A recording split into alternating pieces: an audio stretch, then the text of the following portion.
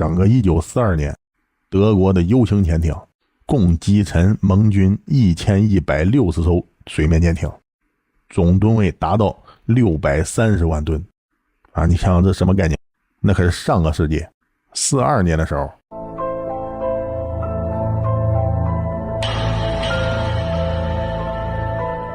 今天呢，咱继续讲那下个月3号大阅兵的时候，那可能都有哪些神器拉出来。这以下内容呢，信源来自于国际战略研究机构 CSIS， 还有呢法国的海军新闻以及简氏防务周刊。那说实话，这些文章呢都属于猜测，真实的情况还是以官方报道为准。好了，免责声明完毕啊！你看今年我这小心多了，凡只要开口必提信源啊！为什么呢？就是因为下面我要讲的内容过于劲爆啊！你看我在网上说了2年了，有一样武器我从来就没提过啊，就是潜艇，就是水下那玩意儿啊！为什么呢？因为咱知道那底线在哪儿，那水面舰艇导弹你随便吹牛没事儿，那全世界各大军事论坛、著名军事网站，那上面到处都是各国的武器装备参数，但是唯独对于水下的武器装备啊说提寥寥。为什么这样呢？那就是因为真正打仗打起来还得靠的是潜艇。以前我记得有一句名言，就是说那水面舰艇只是在和平年代耀武扬威的工具，而潜艇才是海战的制胜关键。你看这句话说的都很绝对了啊，那其中就包括了航空母舰。那在潜艇面前，航母甚至也只是待宰的羔羊啊！所以说呢，我对潜艇从来就没提过啊，什么093、094、095、096，我通通不知道啊！你包括今天我也不知道。哎，你看我这安全意识可以吧？啊，你看为什么这潜艇这么恐怖呢？我给大家讲一组数据。在第2次世界大战的时候，无论是在大西洋还是在太平洋，真正的海上决战啊，都是来自于潜艇。你比如说1942年，德国的 U 型潜艇曾经单月击沉62艘盟军舰船，最高峰48个小时之内击沉盟军总吨位 15.5 万吨水面舰艇。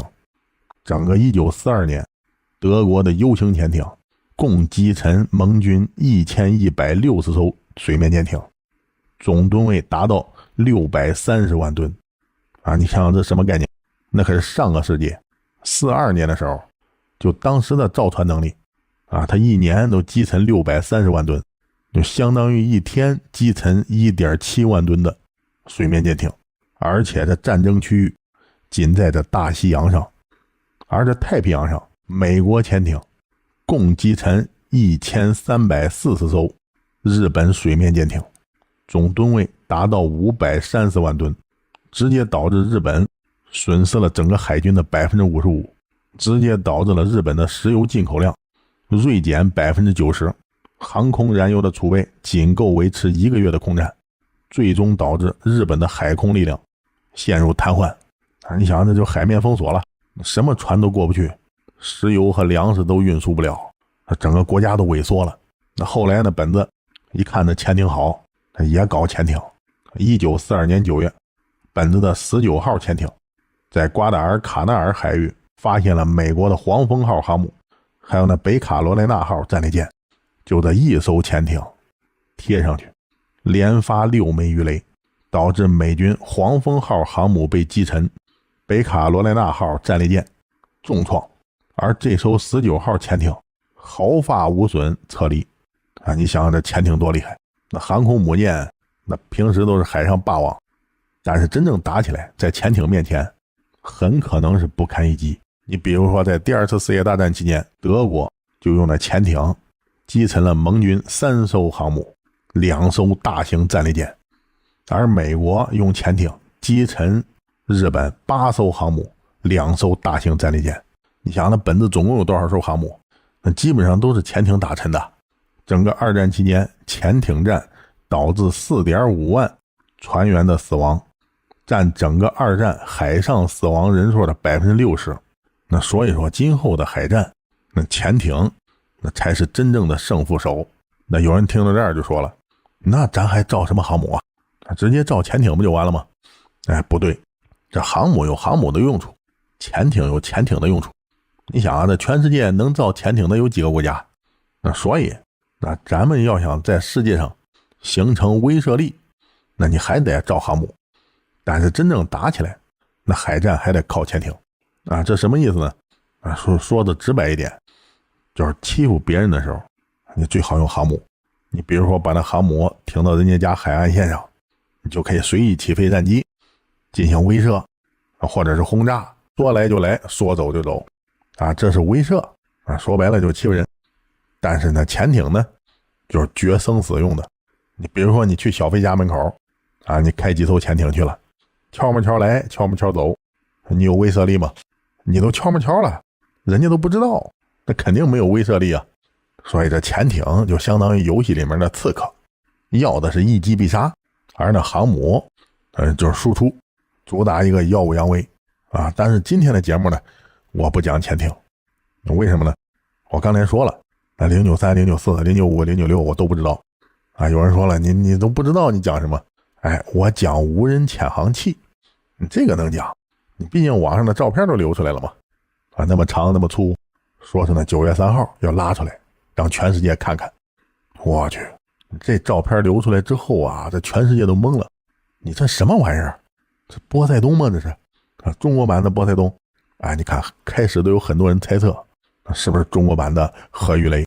那毕竟目测那19米长，直径达到1.5米，那跟那毛熊的波塞冬差不多啊。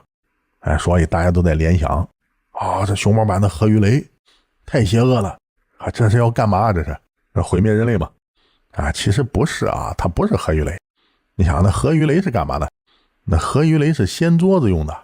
你比如说那波塞冬啊，它弹头是核的，推进系统呢也是核的，对吧？小型的一次性的核反应堆啊。你想它动力系统那就是核的，那射程几乎就无限了，那它就能在毛熊家发射，斜穿过整个太平洋，游到那大漂亮家海岸线上啊，突然核武器起爆，你想会有什么后果？就能人工制造海啸了，一个浪头10来米打过去，那沿海城市就算完蛋了。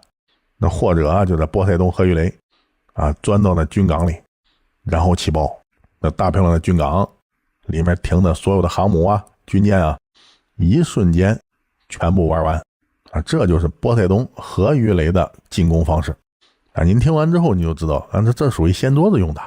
你想，咱都有东风31和东风41了，那就犯不着用那核鱼雷了。你要真想掀桌子，直接放那俩就行。所以呢，那前一段时间网上流出来的那大辣条啊，这19米长、1.5米宽那个，它不是波塞冬核鱼雷。你想那种核鱼雷只有哪些国家会研究？就是置之死地而后生的国家啊才会研究。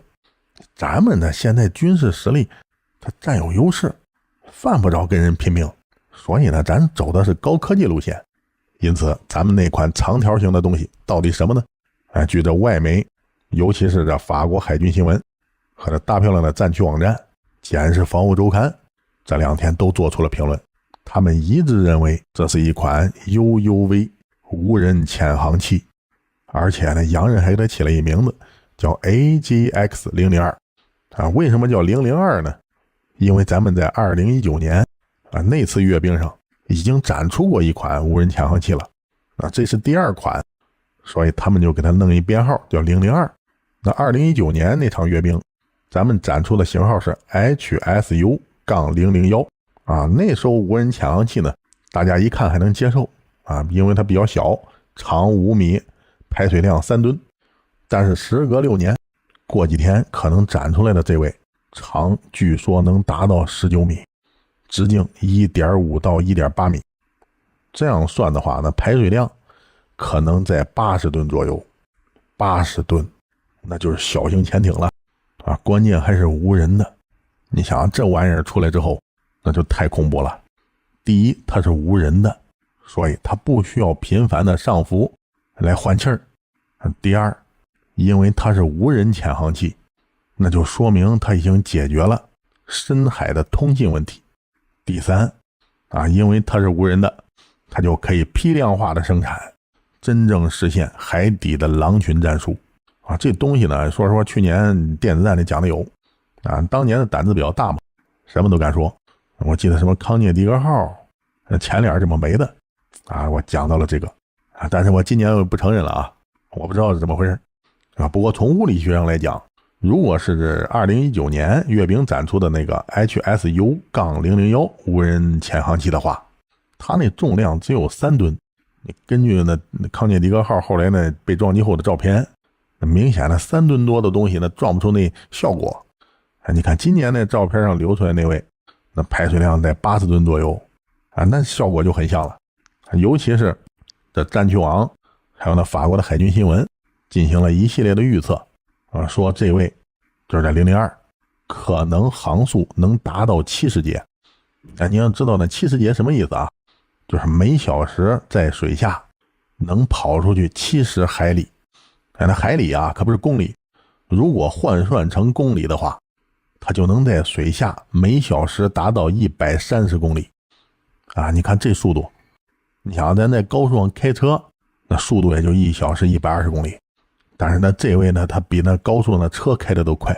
那乍一听起来那都感觉不可思议你想那水下的阻力有多大那它比空气的阻力大得多了，但是它比那空气中的车跑的都快。那到底使用了什么技术呢？不知道。反正我知道的是康涅狄格号每小时能达到64公里。那如果要在水下追逐的话那美国的海狼级核潜艇那是跑不过这位的你看这恐怖不恐怖？潜艇最怕的什么？有人说了，那潜艇最怕的是反潜机。不对，反潜机只是搜索的范围比较广而已毕竟它在天上嘛。但是对于深海的目标，那反潜机效果有限。你想那浮在水面上的声纳浮标，它探深能达到多远？那基本就200-300米左右。再深的话，那潜艇的噪音或者那磁力都被那大洋深处的噪音给掩盖了。所以反潜最好的手段就是用那潜艇对潜艇，反正这俩都在水底互相追逐互相探测，这才能达到最好的效果。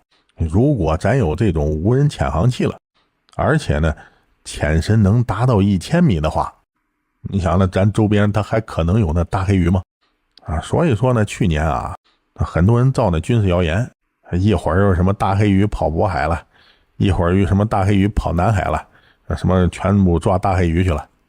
开玩笑，那大黑鱼跑咱们门口，那咱还用得着抓吗？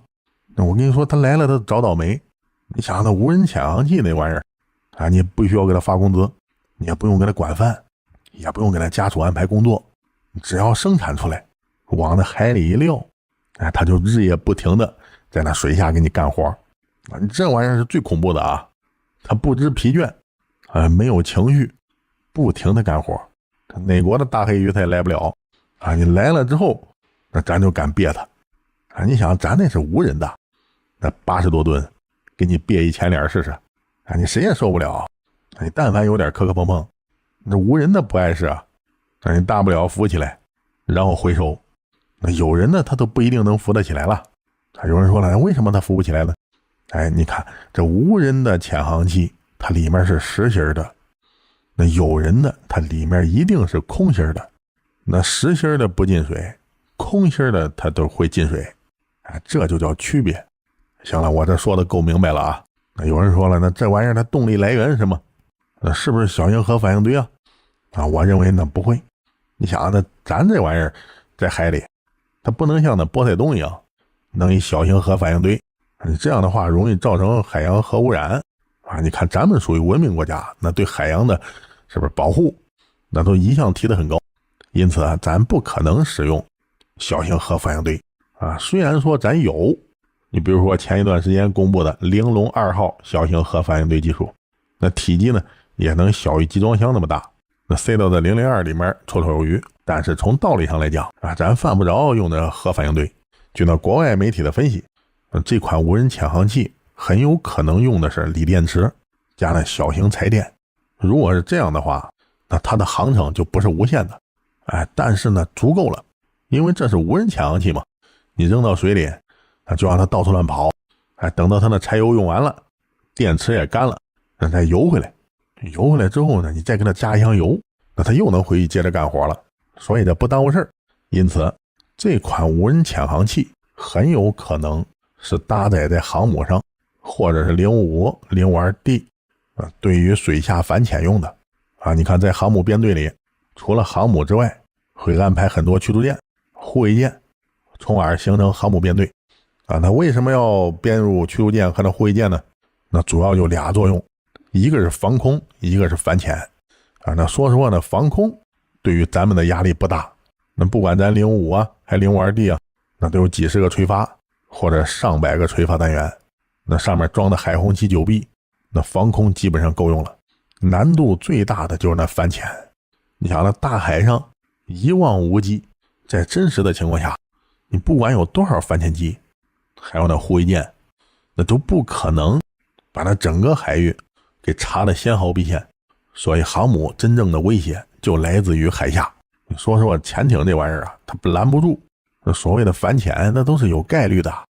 你比如说2006年这个10月，在日本冲绳以东海域，那熊猫的039宋级常规柴电潜艇就曾经以5节的低速缓慢地靠近过小鹰号航母，而且呢美军还没发现，那这位039就一直往前靠，直到进入鱼雷的射程范围以内。当时咱的鱼雷呢不怎么地，射程只有16公里，那据说咱都已经靠近它10公里以内了。就这种情况下，那小鹰号还有它的护卫舰愣是没发现咱们。咱们经过多轮模拟进攻之后，就突然上浮，把那小鹰号航母战斗群吓一哆嗦，还这屁股后面怎么跟一位。后来咱们上浮之后打出国旗，扭头走了。后来太平洋司令部司令基廷上将事后曾经证实，在熊猫的潜艇上浮之前，小鹰号航母编队未曾发现，当时距离在10英里以内什么意思？也就是说当时咱们只要发射鱼雷，那小鹰号必沉。那有人说了，那鱼雷都那么厉害吗？它能把那航母打沉？您说对了，那船它最怕的就是鱼雷。你要拿那战列舰的舰炮轰击航母，2000发以内它都不一定沉。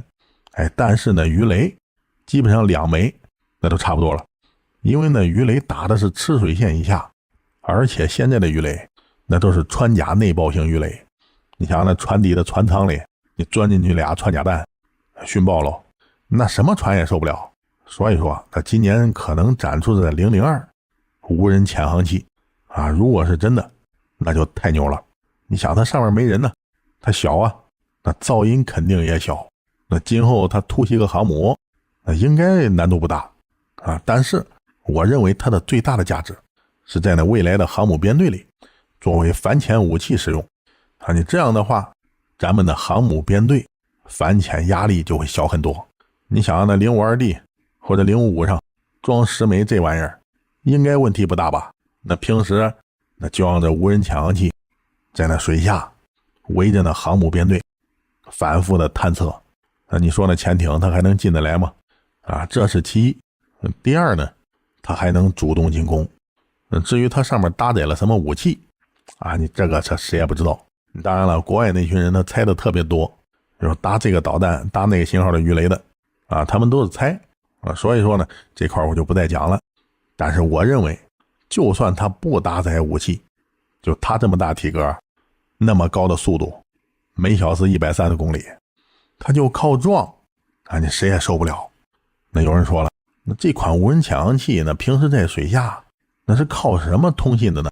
那按理说呢电磁波它不能穿过水面你所以说它到水底下它没人，它会不会游丢首先呢这部分的知识那就比较专业了。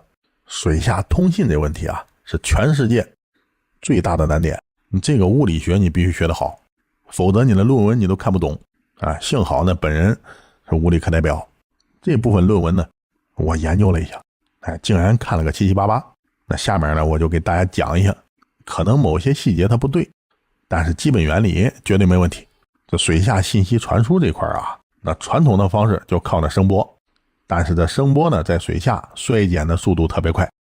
根据公开论文显示，2024年中国科学家采用极化码加 OFDM 协调技术，在30公里的距离实现零误传，打破美国28公里的记录。这个30公里啊是横向的30公里，对于浅深呢，就那垂直深度能达到6公里，数据传输速率能达到68千比特每秒啊。这款呢是中国的第4代水声通讯机啊，属于世界最先进的啊。但是这个有问题，就是这种水声数据传输容易被对方截获啊。你想这种声音是在水里传的，那一定是四面八方的分散，那有时候咱能听得见，那敌人也能听得见，就算加了密，他说不定也能把它破解了啊。但是这是通信的基础啊。另外呢，咱们还有一种技术叫做蓝绿激光通信。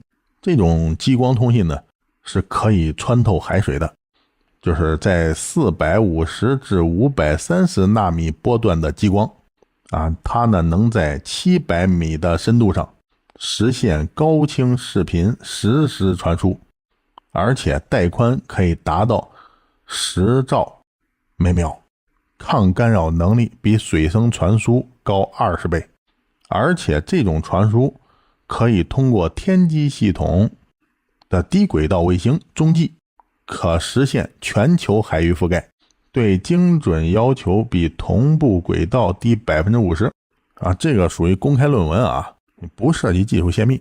你说说这技术呢，它美国也有啊，你毕竟呢美国人家也是潜艇大国嘛，因此这部分呢属于公开论文啊。这种通信方式呢，激光光束方向性极强，敌方截获概率低于 0.01% 啊。那剩下的那几项技术呢我就不讲了，什么甚低频呢，磁感应通信啊，什么量子加密通信啊。这个量子加密呢，我能看到的公开论文是2017年上海交大的光子极化量子态传输，因为它是在海水这种介质中传输的，所以呢它现在能够保持100米的距离，那所以它还属于实验阶段。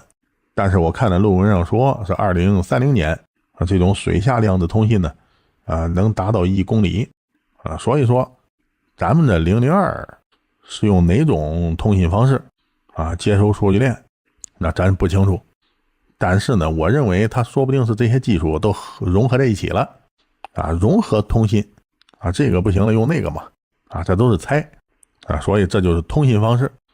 你想这玩意儿它属于无人的通信方式解决了，那下一步就是人工智能 AI 了。而且这人工智能呢它不是单机的，它能组成一联网。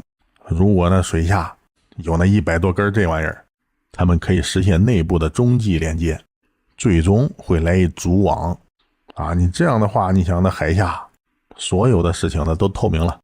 如果这些预测都是真的的话，那么今后的海战你很有可能在水面看到的是一艘舰艇来了，那对方可能说怎么就来一艘来了一艘你能怎么样，你翻不了天吧但是他那一艘水面舰艇下面可能来了一狼群，上百艘的无人潜航器在那水下像泥鳅一样到处乱拱如果这样的话贸然和咱们发动海战你可能认为打赢咱们没问题，但是一上手你会发现那水下藏着一群妖怪，来一个死一个所以说那我前几集讲的那8月15号那咱们的中俄联合编队去了那白令海峡，为什么咱们就去了一艘052，还有一综合补给舰呢？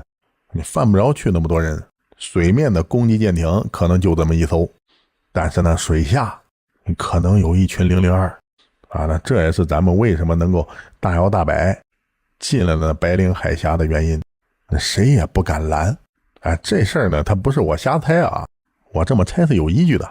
你比如说呢7月份的时候，那戴高乐航母的舰长让巴迪斯特·杜瓦尔上校曾经在英国海军新闻上提及，他们在4个月前，也就是说在2025年3月份的时候，曾经把这戴高乐航母编队开进了咱们南海。原先是他们打算用的人工智能，就是舰载 AI 大数据，在这南海搞一次反潜演习就是什么意思呢？就用着军用 AI 实时分析一下咱们的潜艇可能会部署在哪个位置啊？你看胆子大不大啊？结果他就来了啊，然后呢，自打他进了南海，那就一路上有40多艘舰艇招待他，甚至后来海警船都来了。你想那海警船啊，监督执法航母编队啊，这法国人倍儿老实，安安静静的，一路上被咱给送出去了啊。他为什么那么老实呢？